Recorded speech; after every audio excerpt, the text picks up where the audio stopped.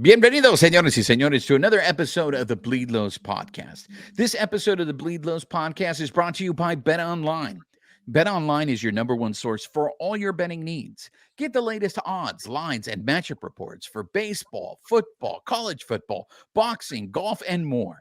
Bet Online continues to be the fastest and easiest way to place your wagers, including live betting, and your favorite casino and card games are available to play right from your phone.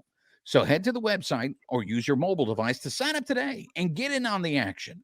Remember to use the promo code BELIEVE, BLEAV, for your 50% welcome bonus on your first deposit. Bet online, where the game starts. And joining us on the carne asada today is La Reina de Playa Larga, Amy Cuevas, and Babyface. So let's just get right into it. Ladies and gentlemen, with 2 weeks left in the season, your Los Angeles Dodgers have clinched the NL West. This is the 10th time they've won the division in the last 11 years. And I'll be the first one. I was the one that picked the Show Pods to win this year. I thought the Show Pods, with how they ended last year, I thought they had momentum going into this year. They were going to be a cohesive unit.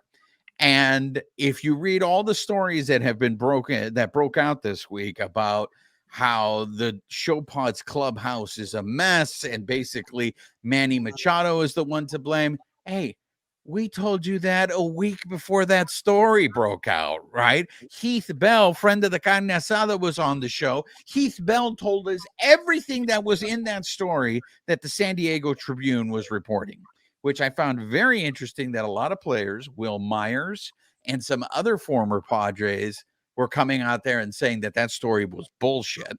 But obviously, there's a problem with that clubhouse, and it translated on the field. There was a very interesting stat, somebody on a Reddit shared this stat, and I don't know if it is true, but if it is true, if you reverse the one run loss records of all the teams in Major League Baseball, the Show Pods would be in second place.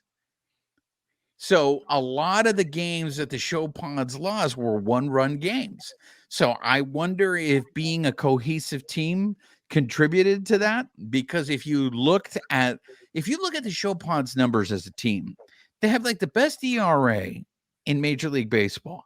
And then they win when they score runs, they score a lot of them. But when they don't score, that it results in a loss. So I really thought going into this year, the Show Pods, I bought into the hype.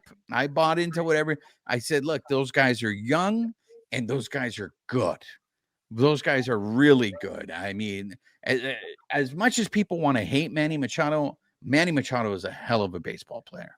And the thing is he's so good, he makes it look easy. So there's always the questioning of the effort with him. Juan Soto is basically having a Juan Soto season.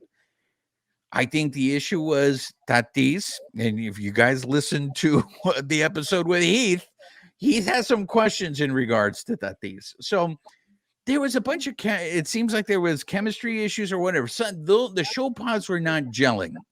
Well, guess what? The Dodgers did not have that problem. The Dodgers are a team all year long. All we heard was how everybody loved playing on this team, how everybody feels like the Dodgers are just, they all love. I mean, Dave Roberts has said this was his favorite team to manage. Everybody loves coming to work because of those guys. And all of a sudden, it turned in August, they went nuts. I mean, at the All-Star break, they were tied. Now, we're not even, we'll get into it, but I want to get into first the initial reaction of, again, the Dodgers proving me wrong, the Dodgers winning the division 10 out of 11 times. Reina, does this get old to you? No, but I think that's where we're spoiled, right? Like we kind of expect it every year. I don't know that I didn't count us out, but I was definitely resigned to whatever's going to happen this year is going to happen. But I mean, we were talking about the cohesion issues in the Padres clubhouse, speculating on that, during the summer where our guys are coming together. They're doing that Freddie dance with people in the crowd as they're clinching and the crowd's doing it back in an away stadium. Like, what this team, like, it just, I couldn't stop smiling last night, not only because we clinched, but just because of who they are and how they come together. Like, we have such a great group of guys. Like, how lucky are we? Babyface, take your victory lap because I think you had picked you. I know you picked the Dodgers going 162-0. That didn't come to fruition, but you, without a doubt, you said the Dodgers were going to win the division. So go ahead, sir. The floor is yours. Take your points, take your spoils. You're right. Nobody knows more baseball on this show than you. Yeah, well, like I said at the beginning of the year, I mean, I had mentioned I didn't care where they kind of came out on top, or if they're on top or the wild card, whatever. After last season, it kind of didn't matter, but I still felt the Dodgers were going to win the division, and they did. I mean, I never bought into the Padres hype, and I've told you guys this time and time and time again, because I do not see a leader. Exactly what Heath Bell told us. Manny Machado is not a leader. Juan Soto is not a leader. Tatis is not a leader. When you look at those guys, compare them to a Freddie Freeman, Mookie Betts, nothing comes close, and that's what I see in the Padres. There, you look at that entire organization. I even their social media. Look what they did with Kershaw. Would the Dodgers ever do something like that? Right? I mean, it's from the top to the bottom of that organization. That organization just, I don't know. There's something about that organization that they lack professionalism, or there's something about them. And until they learn to either be more of a cohesive unit, I don't see them winning. You've got to look at too, like, even last night during, if anybody watched the celebration after the fact, we know that Freddie and Mookie are leaders in that clubhouse. We know Kershaw has his influence as well, but you've got people like Jason Hayward, Jay Hay giving that speech, Rojas kind of rallying everybody together. It's not just one leader in there. They all have their different niches that they fill in, and you can see it. Everybody, it wasn't just that they were excited that they clinched. They were genuinely happy for each other. And that's not something I see in every team. Well, I mean, one of the things I think we've talked about it throughout the year, but I think this serves as a really good reminder is what they had to overcome to win this division. I mean, it was a struggle at the beginning of the year with the injuries, especially the pitching staff being decimated. And there was all this talk about the depth. And even going into it, it seemed that this team was not as deep as it's been in past years, that the farm system is not as deep as it's been in past years. I think what we've discovered so far up until this point is the depth was in the pitching in the minor leagues. It was not in the position players, because a lot of these guys were guys that were coming straight from Double A that started pitching in the major leagues, and we got a taste of it in this weekend series. So again, I really just want to focus on I look. We talked about this on the live. Look, the Dodgers have overachieved at this point. I mean, whatever happens the rest of the season, look, it was gravy. And I know if the Dodgers end up getting eliminated, I'm going to hear it from fans. Oh, another season where we lost. Oh, we suck and all that stuff. Guys, we weren't even supposed to be here. So let me ask you, I mean, right then and there, would you take this? Would you rather take this year where once again they win the division? They played good baseball. We saw them win more games than lose. That was fun to watch. You need to take me. You wouldn't take that. You would rather that they just suck then? If they're not going to win the World Series, they should just suck. Is that what it is, babyface? But who says they weren't supposed to be there? The baseball critics, the analytics people, like who? If you ask the Dodgers, hey, are you supposed to be here? They can tell you 100% they're supposed to be there. So who do we go by? Like the people that supposedly know baseball, have never probably even played baseball, right? Or the team that's actually playing. You go by what you see on the field, right? So at the beginning of the season, you haven't seen that team. So what do? You go off of the numbers. That's what everybody does. That's what the baseball card is, right? You go into every season going, these guys are going to do the same thing that they do every year, right? That's how they decide what the team's going to do. But there's a lot of variables with this Dodgers team this year because of the amount of rookies that were going to be involved. Miguel Vargas was going to get a chance. James Outman was going to get a chance. Those guys don't have a baseball card yet. Those guys, we don't know what they're going to do. So there was a lot of more variables with the Dodgers. With the show pods, those are baseball cards over there. Those are guys that if they normally do what they do, they're going to have a good season. What never gets factored in the beginning is how a team is going to gel or the intangibles. And that's why you play the games, right? Because if it was done, everything was on paper, then a team that won 111 games last year wouldn't have gotten eliminated in the NLDS, right? I mean, that's why you play the games. So I get why people were picking the show pods. I really do. But this is a tribute to the Dodgers, man. This is true because how many people have we had on the show that have told us the Padres have a more talented roster if you go based on paper, but you still have to play the games. And Babyface, you've said this many times. The Dodger players have, and maybe we didn't have this in the past, but it seems in this year, you have guys who are more willing to do the dirty work, that are willing to move runners over. La Reina de Playa Larga has harped on this for a long time. Small ball, small ball, small ball. You have guys on this team that seem to be, and look, we heard this all during the whole clinching. Kershaw brought it up. You have guys on this team that are willing to do what's best for the team, and that has resulted into wins. And for me, it was very enjoyable to see this team. I mean, let me go to Babyface. Did you expect James Outman to have the season that he had, especially once May came around? I didn't expect him to win like Rookie of the Year. I mean, after the first month, we were thinking like, man, he might win Rookie of the Year, right? But then they caught up to him. But I mean, I was glad he was able to bounce back, and I mean, he's had a great season, right? 21 home runs. I mean, he's been doing it all. His defense has gotten a lot better. I mean, I was expecting him to be pretty serviceable, right? And I think he's exceeded those expectations, right? We're seeing, I mean, I think he will get some Rookie of the Year votes, right? I mean, maybe Corbin Carroll's probably run away with it, but I mean, I think you'll probably see James Outman probably in that top 5. I mean, I think he's had a great season. I think he has exceeded, like I said, our expectation of what we thought he was going to bring to this team.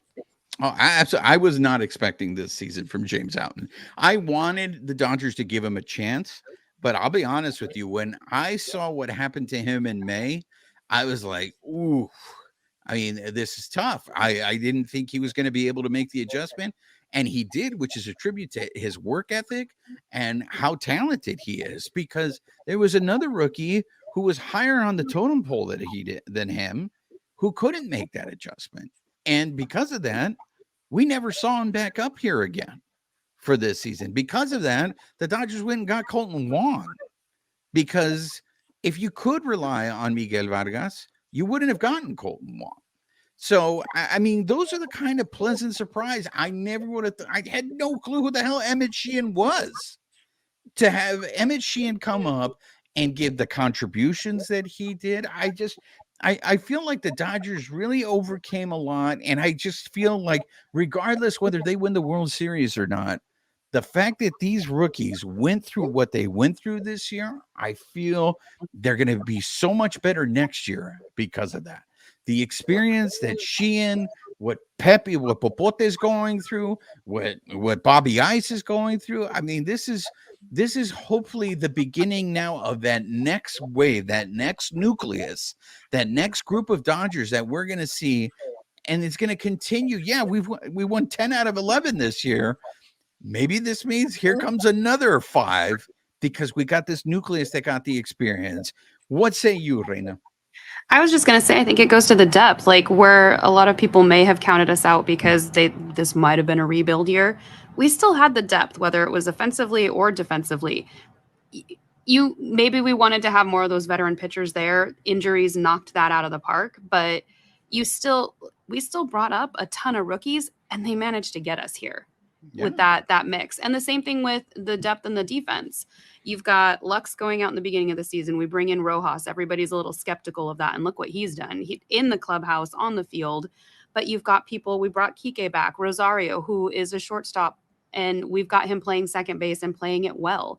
Now we're bringing in Wong and he's at second. Like we're able to platoon. We have the depth so that if people are falling, going on the IL or whatever, we can still bring that to the table. But if we are bringing up all these rookies, we do have that veteran presence. You've got Peralta, you've got JD Martinez, you've got Jay Hay and Rojas there. So that even if these guys are stumbling, maybe they can't, it's got to be rocky to come up your first year and then have all these expectations on you. You've got these people that they can lean on, and you can see it. I think it was either today or it was today in the game where Jason Hayward saw something in the pitching and he's mentioning that to Outman, and Outman's taking that into his at bat. How lucky are these rookies not only to come up and get this experience, but also to have that veteran leadership to lead on? It's just amazing. I mean, that's another dude right there, Jason Hayward. Look, if you thought he was going to be a major part of this team, then go buy yourself a lottery ticket, man. You know much more than I do. I mean, this is a guy who got signed to a minor league contract in spring training, and it got picked up as a major league contract. And for him to be hitting now over 280 and having the season that he's having, the fact that because he's contributing as much as he is, he almost hit for the cycle today. Yeah. And because his bat has been so good, all right, Mookie, we're going to put you at second base, right? Because now we don't have to, we have to play Mookie in right field. No, we got Jason Hayward. We can put Jason Hayward out in right field. So there's been a lot of contributions that I look, if you saw it coming, then, hey, you are a baseball savant or you're a fucking liar. So can we just say that we trust Andrew Freeman at this point? Yeah, I was going to say, I think you're talking about Andrew Friedman, right? I mean, because he went out there and he signed Peralta and Hayward, and everybody's like, really? Those dudes? Like, why? Yeah. Like, you traded for Rojas? Like why? Like, how are they going to help us? The other teams, Philly's got Trey Turner, Padres got Bogarts, right? And we're like, really? And look at what these guys, they've all contributed, right? They've all done their part. Rojas, he might not have the greatest bat, but he's been solid at shortstop, right? And he has picked it up since August, right? I think he's hitting a lot better. And like you said, Jay Hay and Peralta, that they've been doing what they have to do. There's that veteran presence that I think this Dodgers team needed. Everybody was bummed in the offseason, and they were bummed at the trade deadline. And all of the people we picked up, with the exception of Syndergaard, worked out beyond everybody's expectations. Well, not everybody bats 1,000, right, Reina? I mean, yes, baseball. Friedman did miss on one at least, but just you mentioned Miguel Rojas. I just want to bring this up to you guys. Since Miguel Rojas made an appearance on the Bleed Lows podcast and talked to us about the Bleed Lows bump, this is what Miguel Rojas has done. He's hitting 305, 2 home runs, and 13 RBIs. 305 since coming on the show. And for those of you that have been watching Dodger baseball all season, no, it was a struggle for him at the plate. Defensively, he did not let his offensive woes affect his defense. He's been fantastic defensively the whole year. But I'm just saying, just putting it out there, these are facts, because a lot of people don't like to give us credit. I'm just saying, we talked to him. He talked to me about the Bleed Lows bump and admitted it was right, that it was real, that it was about good vibras, and the guy is reaping the benefits of it. So I want to talk real quick about that celebration, because I mean, Kershaw talked about it, how it's like you can't take it for granted because there's been people that never experienced that. And Babyface has said this before too. There's rookies on the team that this is the first time that they're going through a celebration like that. I want to get your guys' thoughts on the celebration, but I just do want to point out it got a little R-rated there. I don't know if anybody caught this, but Dave Roberts and the champagne and the premature popping comment. Reina, were you okay with that comment? Because I had a feeling that the people on Sportsnet LA were just cringing when that was happening, where they was just like, oh, okay, everybody's ad-libbing right now. This is not good. mean, he kept it PG. I mean, they were having fun. The PG? I laughed. Did you think that was PG when he said he was like, He "Hey, he stop it didn't with the say premature popping. You're not he didn't 16 anymore." he didn't use technical terms that might have gotten people way more bent out of shape. He kept it low key. It was funny. It was, to me, it was topical. Like, we're all adults. Like, if your kids are up watching that at that point, they're not going to know what premature popping is. And if you have to explain that, then you know what? I okay. didn't get it till now. So All right, there we go. So thank you. That's why we have the Reina on the show to explain to us what premature popping is. But You're I welcome. mean, there was a great moment, Babyface, and I don't know if you saw it when they were interviewing Sheehan, Popote, Bobby Miller, and Gavin Stone. And you could just see, I feel like they had this like deer caught in the headlights kind of look like, wow, man, like this is what happens when you win a division. And I think that those are the moments that you live for. But then you also saw it with guys like Miguel Rojas and Peralta, guys who have lived on the other end where you don't win every year. What were your thoughts on the celebration?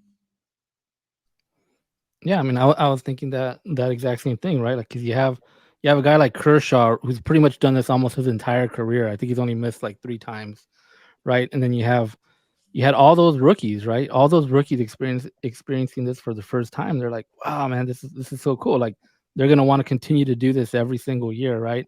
Then you have the other guys, like you said, that maybe occasionally they've done it. And then I even went out and I thought about, like, guys like, how we always talk about, like, they're saying you can't take this for granted because you never know when it's going to end. So Yeah. my mind went to somebody like Justin Turner, who was Yeah. a part of this for so long, right? Now he's in Boston, not experiencing this. Who knows if he stays there again? He may never have this opportunity again, right? So it's like, Right. that's why you celebrate it, because you never know when it's going to end. And every opportunity that they get to do it, they got to celebrate it, that day. And then, but they know what their ultimate goal is, obviously, right? But celebrate it and then get ready for the next. Another part that I really enjoyed about the celebration was it really is not just the team, but it's an organizational thing, because you saw Friedman drenched in champagne. You saw the clubbies. We know this because, we're in the clubhouse, but people like, our friend of the carne asada, Juan Dorado, he was covered in champagne. He had the goggles on. So it was really, you kind of forget the people that work behind the scenes that help these guys every day with the day-to-day responsibilities of running a baseball team. They got to partake in the celebration. So that was nice. Reina, you were going to say. Oh, I was just going to say, even because Roger just brought up the JT thing, because that went through my mind as well. Like, you didn't see Kike as active as like Rojas in the celebration, and that could just be where the cameras were. But it made me wonder, he's been a lot more humble since he came back, still goofs off and everything, but he's been a lot more humble, on with whatever the team mentality is of, platooning and whatnot. Was he just humbled in that moment too, of like, wow, I'm back here? Because Boston, while they did good, they didn't do as well as we did in some of those seasons where, like we're saying, we've gone 10 out of the last 11 years. So I'm just curious, like, for people like him, or even just, Jason Hayward, Rojas, are they like, I would love to pick their brains, like what was going through their minds, like as they're getting to do this again, because the rest of the Dodgers are spoiled by this. You bring up a very interesting point, Reina, because it's like those mid-season acquisitions, those guys, like, you're right. It may be where the cameras were. For all we know, Kike might have been partying just as hard as everyone else. But I wonder if those, because that first month after the trade deadline, I talked to Rosario, and Rosario had said that he wants to be a part of the team. He wants to be a part of the team. Like, how much do those guys who were mid-season acquisitions, how much do they feel a part of that team? Like, Lance Lynn is a dude who's won a World Series. He's been through this, but like, how much do those guys feel like, how much is this my celebration? Does that make sense, Serena? Yeah, I mean, I guess that's kind of what was going through my head too. But then you've also got, I forgot to totally mention Joe Kelly. They've all experienced this with different teams at different points, but the Dodgers do it consistently. So Mhm. is it like also a feeling of just being happy to come back? It looked like Lance Lynn was pretty comfortable spraying Kershaw with, Yeah. champagne or beer. Like everybody was enjoying it, but I just wonder if they have those moments of pause of like, wow, like how lucky are we? That's true. Babyface, do you think those guys, those midseason acquisitions, feel like, hey, I have every right to, because I helped you guys do this, I have every right to celebrate as much as you guys do. I think they do because we've seen on that team any guy that's on that roster, they're welcomed in and they're made to feel like they are a part of this team no matter when they got there. If it was day one or they just got called up, they are a part of that team, and I think that entire team makes them feel that way. So all those guys deservedly are celebrating like they've accomplished this together as one whole unit. Yeah, well, the other thing that I love and that I discovered is, and I kind of knew this before, just covering the team for the whole season, but it was confirmed and made obvious to everyone, is that this Doyers team loves tequila. I have never, you guys correct me if I'm wrong. Have you ever seen them do a tequila shot before they pop the champagne? It's always been champagne and beer. And it seems like Miguel Rojas was the one who started the tequila obsession on this team. But I remember throughout the season seeing a bottle of tequila on Roberts' desk. And I'm just like, man, this team drives Roberts to drink. He also had a Topo Chico. So I think he was drinking La Princesa de Picolandia's drink, the ranch water. But I mean, there was a very fancy bottle of tequila flowing around that clubhouse in that celebration. Reina, does this make you love this team even more because they love tequila so much? Oh my gosh, yes. I was just like, "Yes, that's our thing, yes." But, I mean, aside from that, I was gonna ask you guys too, like, watching it, I know, like, my cheeks hurt just from smiling from watching them, like, I could not be prouder to be a fan of this team, prouder of this team and what they've accomplished this year and every year, but, like, these are the moments where I love baseball, the stats, everything that got us here, but just watching them be happy, like, how could you not smile watching their like, just their joy? I don't like, how were you guys feeling watching it? I mean, it's a little different for me now I've been around this team so much this year.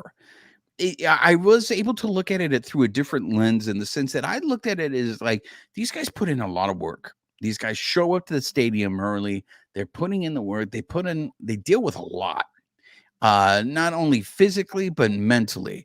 It's a long season. You have slumps. You have to deal with the media. Why do you suck? Here, let me shove a microphone in your face right after, a tough loss. They go through all of that stuff. And so when you see them celebrating and they're letting themselves go, because that was what was very obvious to me, was it felt like finally everybody lightened up and they're like, we're just gonna go ahead and party. And I was like, they deserve this. And I'm so glad that they get to do this. I did feel bad for Kirsten. Poor Kirsten was just, I mean, I have to conduct an interview here, and I gotta get my head on a swivel because I don't know where I'm gonna take. And some of those champagne shots look like they're brutal. Like Mookie. I mean, thank goodness he had the goggles because I think he was just. I know Kershaw likes to say, "Just let it burn," but I just had my memory of when poor Matt Kemp got it in the eyes, and he's just like, "My eyes, my eyes." But that's what it was. I really got it. I this time I got a sense I wasn't happy as a fan. I was happy for them because I was just like, these guys, they've accomplished something. And for them to take the opportunity to appreciate it and really enjoy it, because in 2 weeks' time, las nalgas are going to be clenched and it's going to be stress. And I don't know if you can enjoy the playoffs. So that's what I was thinking. What say you, babyface? Yeah, I always look forward to kind of like right before they start, right? And Roberts has them there, and what they do, like they did the tequila shot this time, and then who they get to speak, right? Like that Rojas this time, and then they got Jay Hay, And previous years have been like Kirsch, or it kind of depends, I guess. The way they said they did that one is who was kind of big in that series. So that's why Jay Yep. talked on that one. And then I remember a couple years ago, Muncy was the year Muncy got hurt. Do you remember that? Like they're Yeah. like, we got to get Muncy on the phone, and then everybody's there running around to get Muncy on the phone. So I mean, even from that, you see how this team, that they're about one each other and they think about one another, and that's why I kind of look forward to that speech, kind of just to hear what they have to say. Everything that all their work, has come down to that moment, and I enjoy hearing, what they have to say at that moment. Yeah, I mean, it's fun to watch, and now we get 2 weeks of meaningless baseball, even though the Dodgers still do have something to play for because they want to keep that number 2 spot. And right now, they're 7.5 games ahead of the Cerveceros. So, barring a complete meltdown in these next 2 weeks, the Dodgers will be comfortably in that number 2 spot, and it's just going to be a game of musical chairs to see who they end up playing in the National League divisional series. So why don't we let's do this? Let's take a break, and then when we come back, let's actually talk some baseball. There was some baseball played this weekend, and it was a pretty exciting 3 games in Seattle. So we'll be right back. Hi, and thank you for stopping by the Bleed Lows Podcast YouTube channel. Here you'll find interviews with current and former Dodger players. We also talk with celebrities, reporters, and more. You'll also find content exclusive to YouTube. So subscribe to Bleed Lows Podcast because you never know who'll be stopping by the carne asada. So the Dodgers went up to Seattle facing a Marineros team that, is not only fighting for their playoff lives, but they have a chance to still win the division. I believe, correct me if I'm wrong, I don't know what the results were of today's games, but I believe they're a game and a half, or do we know if they lost a game? I thought these games were going to be very tough because we had Gary Harrell Jr. on the show prior, and he told us the Marineros' strength is their pitching, and we saw that. I mean, that game on Saturday, you go 0-0 into extra innings. I mean, I don't think either team could have pitched better. And that game on Friday, for the most part, before the Dodgers were able to break it open, was another well-pitched game. And then on Sunday, the Hangover Squad came out there and they handled business. I did not foresee that the Dodgers were going to sweep the Marineros. Now, to me, with the exception of probably Sunday's game, but especially those first 2 games, Friday and Saturday, they felt like playoff games. And I am very encouraged by how the Dodgers handled those first 2 games. Now, I will say this, it looks like they kind of got the Marineros at the right time because it looks like the Marineros are starting to go through it. I think as of today now, they've lost 10 of their last 15. So they definitely went into a funk, and I think you could see what the weaknesses of that team, and it's offensively, because I think their pitchers held their own. Reina, were you just as surprised as I was to see a sweep? And how did you view those games up in Seattle? Yeah, and to answer your question from earlier, they're a game back. They have the first wild card slot right now. So after today's games, Thank you, stats. You're welcome. Honestly, I was a little iffy. I think when I gave you my picks earlier, I didn't know how it was going to go because the Mariners are in a do or die situation. They, like you said, they're trying to win the division, but they're also, trying to keep their wild card spot. So I was a little worried because sometimes our small ball doesn't come through. And with us, trying to figure out pitching, Kersh coming back, getting to see how long he was going to go. What does his velocity look like? And we got to see that. I don't think he really hit 90, but he went 4 innings. Nobody scored against him. So I was actually really surprised. It looked like we got to try some stuff out, even with the Hangover Squad. Like we got to test some stuff out. Yarbrough went, 4 2/3 innings. Stone went 3 1/3. Like we got to see some really good baseball, and they did play small ball, which I was really encouraged by that because with the playoff atmosphere, this is what we're going to need in the next 2 weeks, not just hitting for the fences and then also hoping that our pitching doesn't blow it out and then we have to back it up. Other than the Dodgers winning the division, what were you looking to see them accomplish this weekend in Seattle, babyface? I think all eyes were on yesterday's game, right? We wanted to see how Kershaw was going to come out. He gave him 4 early on. I mean, it kind of, I was, he was a little bit off for that first inning, right? And a lot of balls. He gave up some walks, and it kind of, I was looking at him. It kind of felt like, I don't know if he was just kind of irritated with the strike zone, but his body language was kind of weird. Like, so it might have just been the strike zone because it looked like some of those were strikes. But then, yeah, after that, he wasn't, the velocity wasn't, that high, maybe like 89, 90, right? But he was still out there. He was striking out guys. I think he struck out 4, right, in that time. So, I mean, that's definitely encouraging. I was thinking maybe you should have tried to get him to 5 because I think they have to kind of build him up a little bit again, right, going into the postseason. So you want to at least get to 5, maybe 6, but maybe, next time around. But I think that is kind of what the one thing I was looking most forward to seeing. I mean, when we talked to Gary, kind of seeing Julio Rodriguez, right? And Dodgers, they held him down this weekend. Yeah. He didn't do much. I mean, I think the biggest thing I remember him doing was that home run today by Almond that we didn't know, like, did he catch it or what was going on, right? Because he's done that before, and then all of a sudden he's like, here's the ball. I thought he was going to do that again, but no, he didn't get it this time. Yeah, look, before we focus on Kershaw, I just want to add this. One of the things that I was very pleasantly surprised with, and this is what I actually am looking to see more of in these next 2 weeks, was Bobby Ice. That inning, his last inning of work, when the Marineros actually started getting runners on base, I like that he didn't completely lose his composure. He limited the damage. Yes, he gave up 3 runs, but we saw this earlier in the season, and I think this is how you measure his progress against the Giants. And I think the other one was it was the Astros, right? Or was it the Yankees?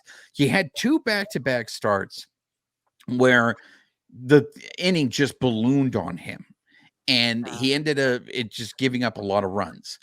And so when it felt like a playoff atmosphere because it was close, it was getting late, like it was hard to get runs, it was getting late in the game. And to me, I was like, all right, this is what we're going to see in the playoffs. If he's going to be our number 1 starter, or as they're, hedging their bets, or game 2, this is what it's going to be like. What is he going to be like when runners are on base? It's late in the games, and it's a pivotal part where if they break open the game over in this inning, the game is over. So I was very encouraged to see how Bobby Ice handled that.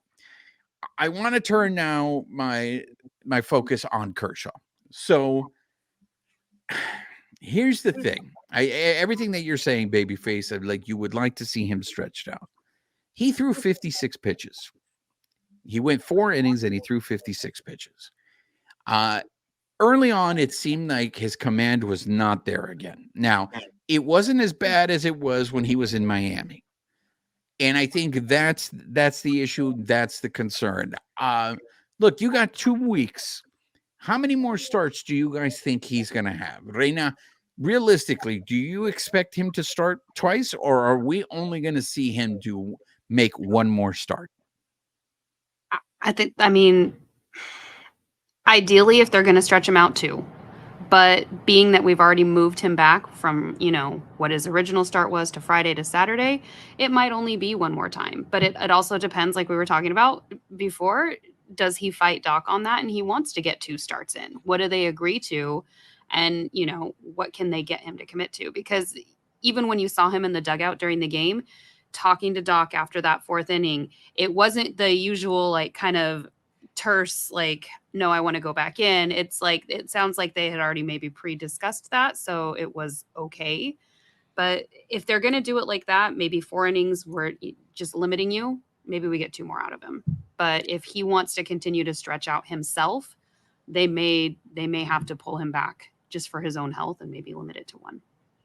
I mean, like you said, babyface, he went 4. He didn't give up any runs, but the fact that he only threw 56 and They pulled him after 56, and you mentioned you don't know if he was upset more at the strike zone, or is this Kershaw being upset because he realizes there is something wrong physically with him? And it's the frustration that he can't be who he is. And I don't know if it's he can't be who he is because of the injury, or it's also Father Time is knocking on the door. And it's just like, hey, so for me, what is concerning once again is if this is the plan, if we can't even get Kershaw to 5, this is what I've talked about on previous episodes. It's going to be another bullpen game that we're adding to the playoffs. And if that's the case, after we finish talking about Kershaw, I want to talk about this postseason playoff roster and how it's going to be constructed. But your final thoughts on Clayton Kershaw? And the other thing with the clinch, though, is we didn't get to hear from Roberts. We didn't get to hear from Kershaw, specifically about his start. So we don't know how he ended up feeling in that game. Was there any issues with his shoulder or whatever, or how he felt? And then today, I guess he wasn't around and nobody asked or whatever. So we don't know. It's kind of like, I don't think they're going to wait. I think he had like 10 days off. I don't think it's going to be another 10-day layoff. I mean, I would hope not. I mean, I would hope it is going to be, 2 more starts. But yeah, I mean, I think that's something that we need to find out because we don't know what the status is with Kershaw because of obviously the clinch. Yeah, I mean Go ahead, Reina. I was going to say, to be fair, I mean, we did go 11 innings in that game, so that wouldn't, I mean, unless that's going to be how wow, I can't even talk tonight. That's going to be how the playoffs play out. But I mean, he went 4. We piggybacked him with Sheehan. They didn't give up any runs at that point. So I know the concern, and you brought this up before, is as you start bringing more people in, is one of those people having a bad day. But for the most part, with how it worked, it was yesterday. I mean, it worked out okay. So the fact that they pulled him after 56, that doesn't concern you? That seems like a really low pitch count for him. But keep in mind, everybody could see it. I mean, we all have that digital strike zone now. We're seeing the velocity of every pitch he's throwing. They weren't hitting 90. If we were all noticing that, he may not see the numbers himself, obviously, but he knows it's not there. A lot of them were going into the dirt. He knows that. He was able to bring it back in the last couple innings that he was out there and get the command there and the control. But those first 2 innings were a little bit rough. If that's the way it's going to go, it's going to exhaust him faster. He's not going to make it 5. And if he does, that's where we all get upset. Well, why didn't they give him the hook sooner? You can't have it both ways. We either have to be conservative with he might be injured or he might not be, and this is just where he's at. But you can't have it where we complain one way of like, we left him out too long, or now we took him out too soon. So you think that call on Saturday was a decision more to win the game than necessarily protecting Kershaw? I think that was the plan. Both. I think it was both. Before the game, Robert said it was going to be a short outing. So it was going to be 4 innings, regardless of what the pitch count was. They didn't say 4. I think they said they were going to try to get him 5. I don't know that they said 6. I'm trying to remember right now. There's been so many interviews in the last couple of days. I don't know if they said. I think they might have said 4 innings, 4 or 5 innings tops. Yeah, but even I think it's both. It's to protect himself, but also to win the game too. If he had gone out there and it had gone a little differently in those first 2 innings, we might have seen him for the 5th. But Well, we're going to have 2 weeks, as I've said, of meaningless baseball in terms of the division's wrapped up, we know. But what these next 2 weeks are going to be, it's going to be guys fighting for playoff spots. Primarily, I know the focus is going to be on the pitching, who's going to be in the bullpen. I know, but I want to start off with this because I think a dude that has now solidified that he's going to be on the playoff roster, and I want to get your guys' thoughts on this, is Kolten Wong. Especially the at-bat that he had this weekend. I think that dude has played himself onto the playoff roster. He's a veteran. He has the experience. He can come off the bench and hit. Reina, do you see Kolten Wong being one of those options on this playoff roster? Definitely. He's come in clutch a couple of times now. I think he hit wasn't it a 3-run home run like a week or so ago? Yeah. Like when he came in? It was his first at bat with the Dodgers is when Yeah, he I hit the 3-run home run. so. Yeah. So, he's proven he's clutch. He can play second base. So, I don't see why not. In terms of the position players, I feel like that's probably the only battle, right, Babyface? Is who are we bringing on to be on the bench for pinch hitting opportunities?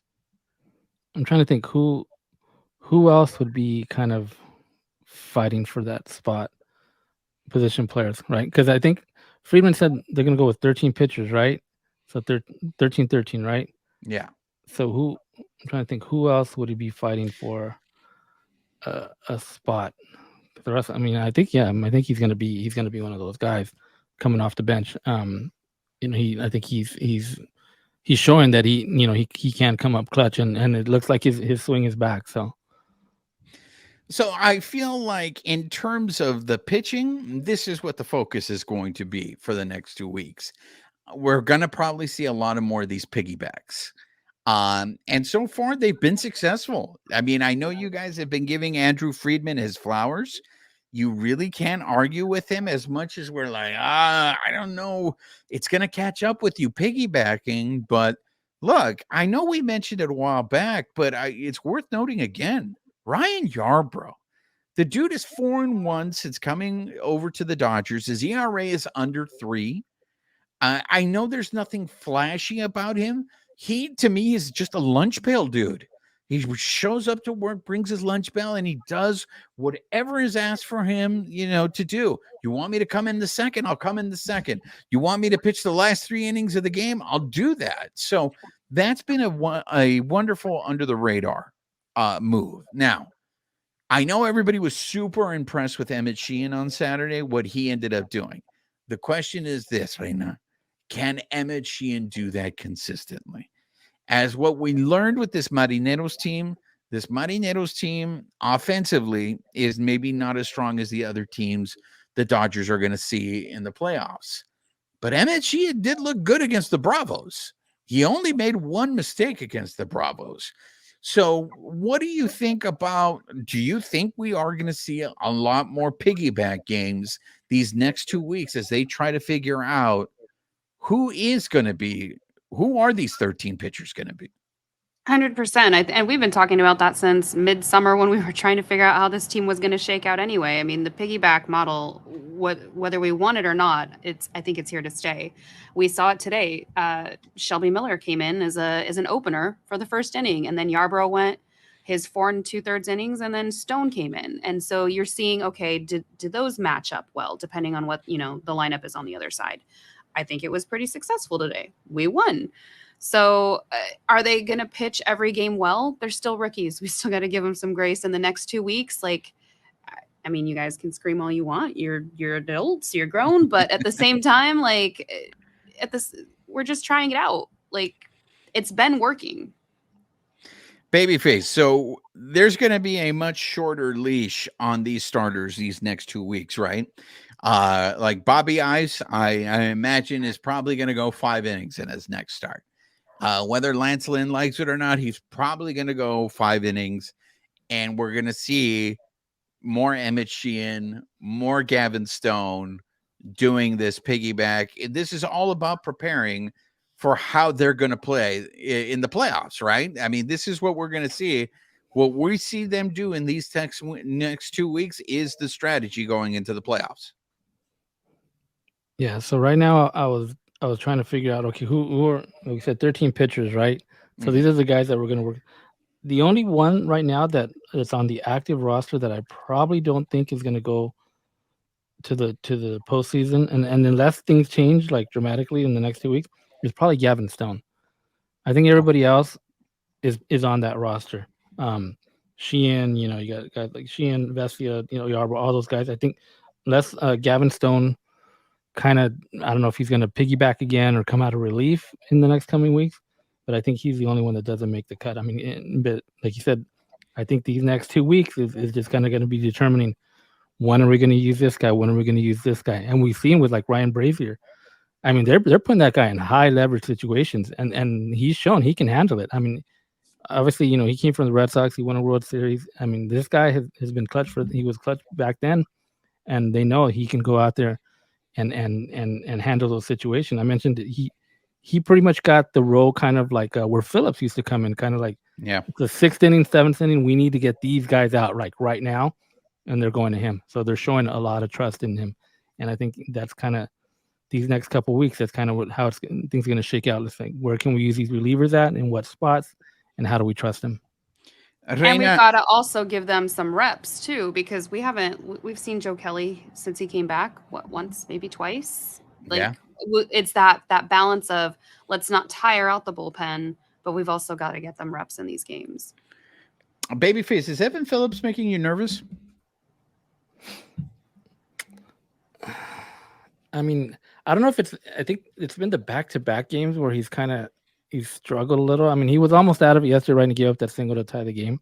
Yeah. But I mean, he's been pretty consistent. I mean, it's just been maybe the last couple outings where he's looked a little bit hittable.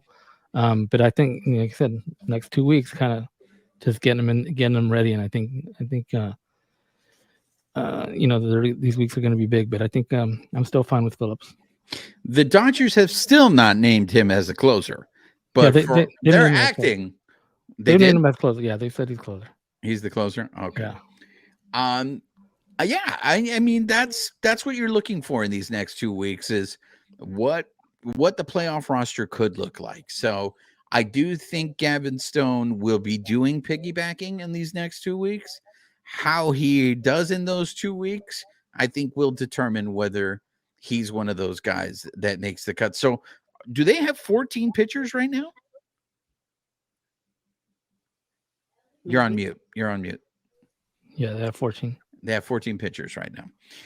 Okay, so I want to, before we wrap things up on the show, I do want to segue because the Tigres of Detroit are coming into town on Monday for a 3-game set. And there's 2 things that I wanted to discuss about that. One is right now, the person who is scheduled to pitch for Detroit on Monday is Eduardo Rodriguez, the guy who the Dodgers, for all intents and purposes, had made a deal to acquire, and he vetoed the trade.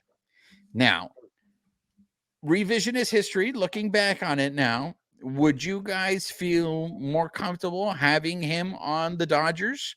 Or do you think, hey, it worked out fine that he's not on the team? Because I just want to give you guys this before I get your thoughts on it.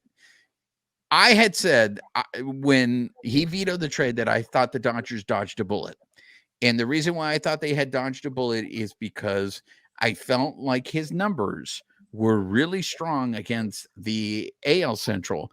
But when he went outside of the AL Central, his numbers looked very, very different.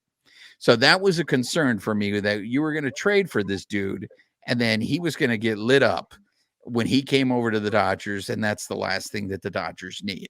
So I just want to throw some numbers at you guys. These are his last 10 starts. Okay. Against the Rojos, a team not in the AL Central, he gave up 4 runs. The Yankees, he gave up 3 runs. All right, that's a quality start. The Chicago White Sox, he gave up 1 run, an AL Central team. He dominated them. The Astros of Houston, he gave up 4 runs, not an AL Central team. The Guardians, he gave up 1 run, an AL Central theme. Are you guys getting a theme here? The Medias Rojas gives up 6 runs. The Gemelos, an AL Central team, no runs, shuts them out, dominated them.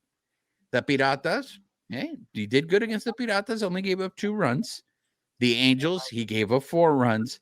The Royals of Kansas City, an AL Central team, he gave up 2 runs. This is now leading into the segment that I like to call Judging Amy. So I'm going to the judge. Judge, I'm pleading my case.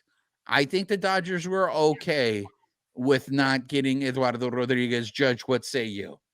In Andrew Friedman, we trust. I think we're good.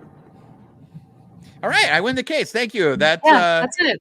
It doesn't even need any more merit than that. Like, here's my gavel. Babyface, that being said, you do know that Eduardo Rodriguez is probably going to shut down the Dodgers tomorrow, right?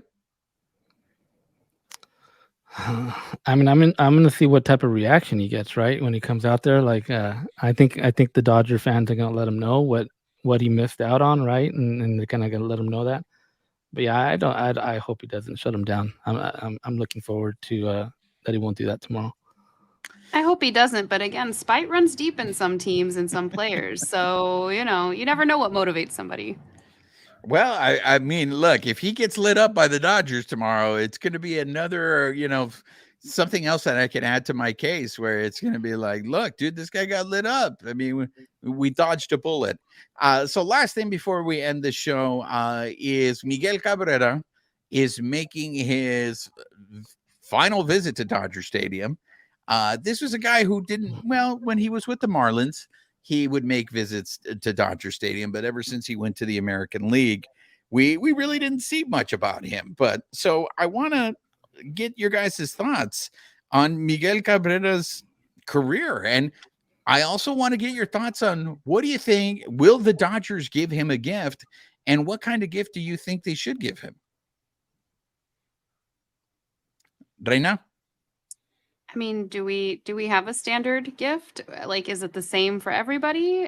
Because I think you mentioned golf clubs when we were chatting before the show. Is that like our standard go-to? Or so they gave Pujols, Justin Turner presented him with a set of golf clubs that came from the team. There's always that classic, and I forget who the team was, that when Mariano Rivera retired, they gave him a rocking chair that was made up of all the bats that he had broken up, which I think is probably the most creative gift ever given, I think, to a player who is retiring.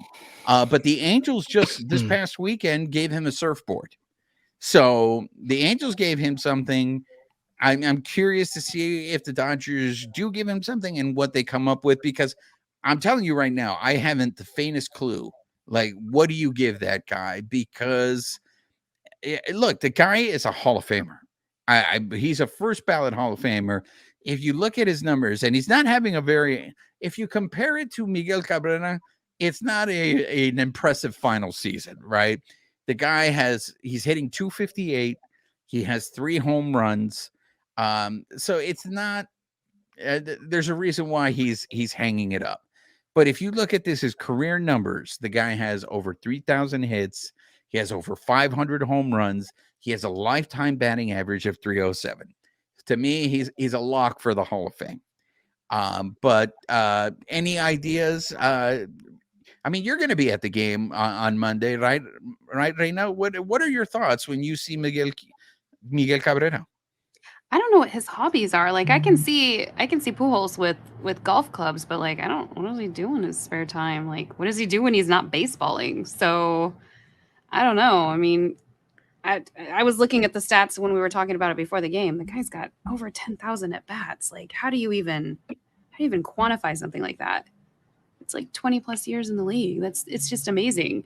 You can't just give him golf clubs. Like, Babyface, what are your thoughts on Miguel Cabrera? What comes to mind when you hear the name Miguel Cabrera? Yeah, I mean, kind of the same thing. I mean, I never really like seen him, obviously like that much, right? Just when he'd come to town or whatever, right? But you'd hear him all the time, type of season he's having in the All-Star game, stuff like that, right? So definitely, like you said, definitely a lock for the Hall of Fame. But as far as like gifts, like I don't know, like what I guess somebody that knows him pretty well, like kind of what he likes, like I don't know, do him like a grill or something, where you can go and prepare his tacos, in the off season, something like that. I mean, I don't know. I mean, that's I don't really know what they would give him. They got to find somebody who. There any Dodgers that played with him that might know him pretty good? That's a very good question, because JD Martinez, did he go to Detroit when he was in Detroit? Yeah, right? They might have crossed paths, because the crazy thing about him is 20-year career. He's only played with 2 teams. He played with the Marlins of Miami, and then he's played with Detroit. And the crazy thing is he played more years for Detroit, but I think of him, the first image that comes into my mind when I think of Miguel Cabrera is as a Marlin. And in that World Series against the Yankees, when he was a baby, but he was out there delivering and being clutch. I mean, look, I would have loved to have this guy have been a Dodger. So I think if you have an opportunity, you should probably go out to the stadium this week if you can get it to any of those 3 games against Detroit and be able to see what a future Hall of Famer, especially one that we didn't get to see as often, because he played the majority of his career in the American League. So I'm scouring his Instagram right now, and most of his pictures are baseball. He's got a couple with cowboy hats. Let's get him a nice cowboy hat. Or there's a couple of him on vacation at the beach.